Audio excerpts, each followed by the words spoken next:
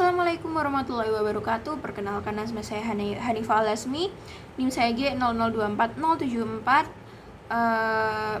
Saya dari kelompok B3. Di sini saya akan menjelaskan mengenai organ aksesori pada sistem pencernaan sebagai pemenuhan dari susulan praktikum anatomi 1-3. Nah, kita langsung saja ke soalnya.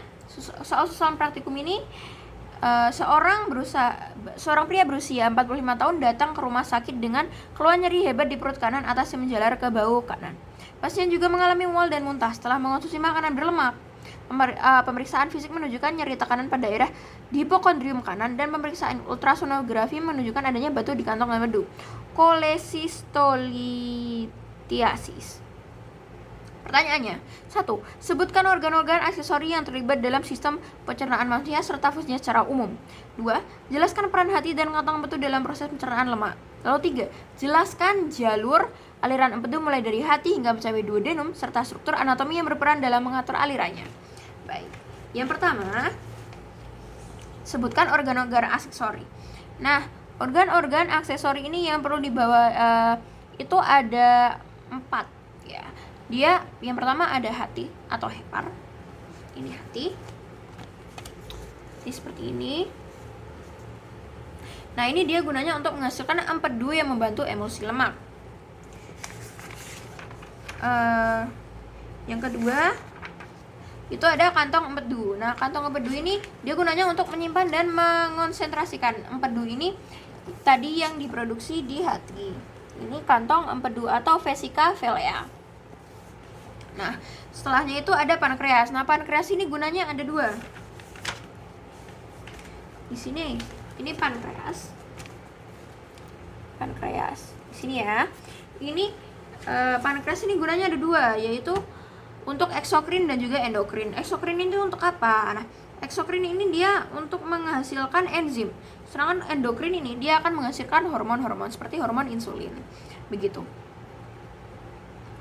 Lalu juga ada kelenjar ludah. Nah, kelenjar ludah ini atau juga kelenjar saliva, biasanya kelenjar saliva, dia itu untuk menghasilkan saliva yang mengandung enzim amilase untuk memulai pencernaan karbohidrat. Begitu. Nah, untuk yang kedua, peran hati dan kantong empedu dalam pencernaan lemak. Jadi tadi kita balik lagi ke hati. Ini hati. Nah, hati ini gunanya untuk menghasilkan empedu. Empedu ini dihasilkan oleh sel hepatosit di hati. Dan dia mengandung juga garam empedu dan bilirubin. Nah, garam empedu ini berfungsi sebagai deterjen. Dia gunanya untuk memecah lemak menjadi tetesan kecil atau emulsi untuk meningkatkan luas permukaan yang dapat diakses oleh enzim elipase. Jadi, dia gunanya untuk memudahkan supaya lemak-lemak ini mudah dipecah oleh enzim elipase ini. Nah, lalu yang kedua kantong empedu atau vesica velea. Nah, vesica velea ini gunanya untuk menyimpan empedu dari hati dan melepaskannya ke duodenum saat diperlukan, terutama setelah mengonsumsi makanannya berlemak. Begitu. Jadi apabila 2 organ aksesoria ini bermasalah, maka pasti akan kesulitan dalam pencernaan lemak. Maka bila untuk pasien atau penderita yang mempunyai masalah atau komplikasi di hati dan kantong empedunya, itu tidak boleh terlalu banyak makan yang berminyak atau berlemak. Begitu. Nah, yang ketiga saya akan menjelaskan soal jalur aliran empedu. Nah, begini. Jadi empedu itu diproduksi di hati. Seperti yang sudah saya jelaskan, empedu ini dia produksi di hati oleh sel hepatosit.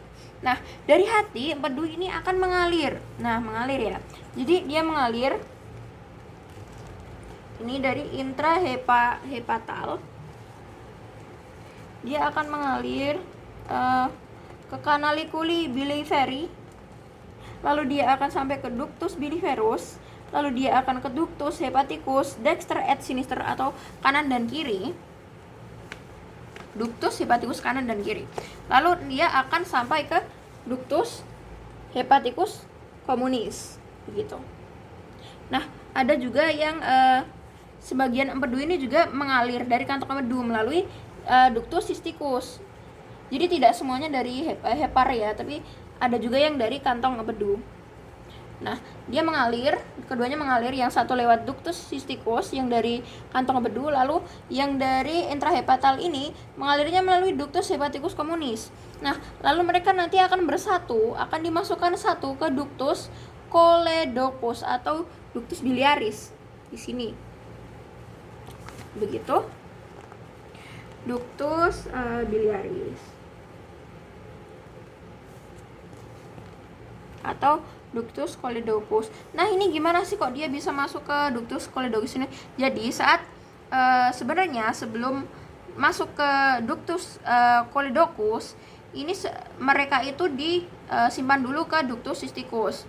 Nah, nanti saat makanan berlemak masuk ke duodenum, hormon kolesistokin atau CCK nanti itu akan dirangsang dan untuk nanti akan memicu kontraksi kantong empedu dan dia akan mengeluarkan empedu. Nah, empedu keluar dari kantong empedu melalui ductus cysticus tadi, lalu dia akan bergabung kembali ke ductus choledocus. Itu kalau yang dari vesica vilea. Nah, terus nanti ductus choledocus ini dia akan membawanya ke menuju duodenum. Dia akan membawanya ke duodenum, papilla duodeni major. Namun sebelum itu dia akan sampai ke ampula hepatopankreatika dulu. Nah, ini juga nanti akan ada yang dari ductus pancreaticus. Ini nanti akan ada pengeluaran, akan ada zat-zat dari pankreas juga akan tersalur ke sini, ampula hepatopankreatika, lalu dia baru akan masuk ke duodenum. Nah, masuknya ini ke duodenum dia akan ditangkap oleh papilla duodeni major. Nah, dia sampai ke duodenum itu dia akan melewati dulu yang ada yang namanya sphincter Oddi. Nah, sphincter Oddi ini nanti dia itu fungsinya untuk mengatur pelepasan empedu ke lumen usus halus. Begitu. Jadi, struktur anatomi yang terlibat itu yang pertama hati, penghasil empedu. Dia adalah penghasil empedunya. Nah, yang kedua ada kantong empedu. Tadi kan tidak semuanya dari empedu ini tidak semuanya dari hati ya, ke ductus ya nanti akan ke ductus choledocus. Ada juga yang dari kantong empedu, dia tempat penyimpanan empedunya. Dia dari kantong empedu lewat ke ductus cysticus lalu baru ke ductus choledocus. Nah, lalu setelah itu juga ada ductus empedu seperti ductus hepaticus, ductus cysticus, ductus choledocus, lalu ada ductus hepaticus communis tadi. Nah, lalu ada juga salah satu tadi yang terakhir sphincter Oddi. Begitu. Sekian untuk penjelasan saya sebagai tugas pengganti susulan praktikum 1.3 ini. Untuk kurang lebihnya saya mohon maaf. Terima kasih sudah menyaksikan.